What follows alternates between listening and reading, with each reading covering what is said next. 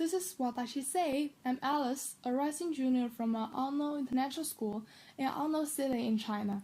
It's glad to see you in this video. Today we'll go through the very first interview in this series, and let's first look at the basic information of our interviewee.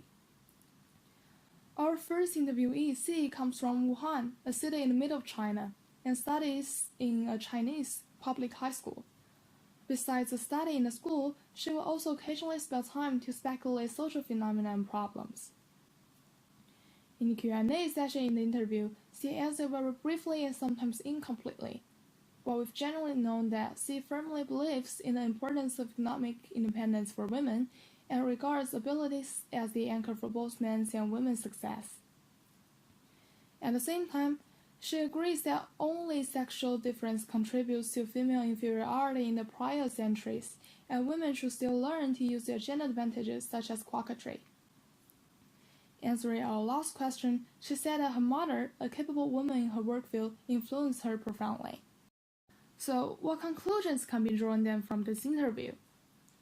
Firstly, receiving Chinese traditional education that focuses primarily on knowledge study, the interviewee has restricted opportunities to access deep thinking in sensitive social issues, and this is perfectly shown in the briefness and incompleteness of her answers. However, even under such circumstance, C can still be generally recognized as one member of female with independent thinking, supporting the standpoint that women should be economically independent.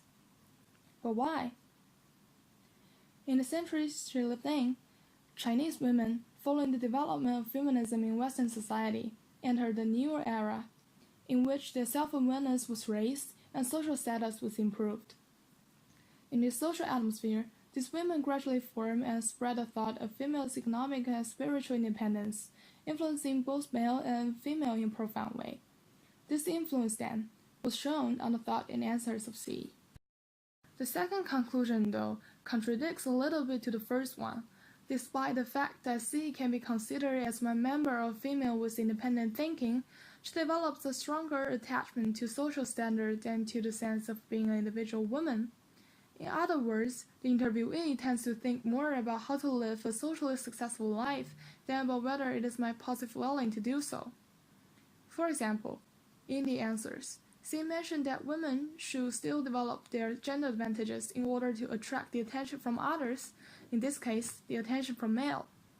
This perspective, to some extent, sets the attention and escort of men as one premise of accessing better life in social level, and undermines the significance of women's free willing. The formation of this point of view, however, is not a surprise.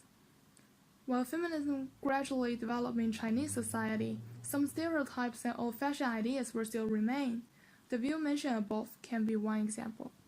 Thanks for watching. For What Does She Say? I'm Alice, a rising junior from an unknown international school in an unknown city in China. Also thanks to my team members Helen and Oreo for their contributions. So, hope to see you in our next video.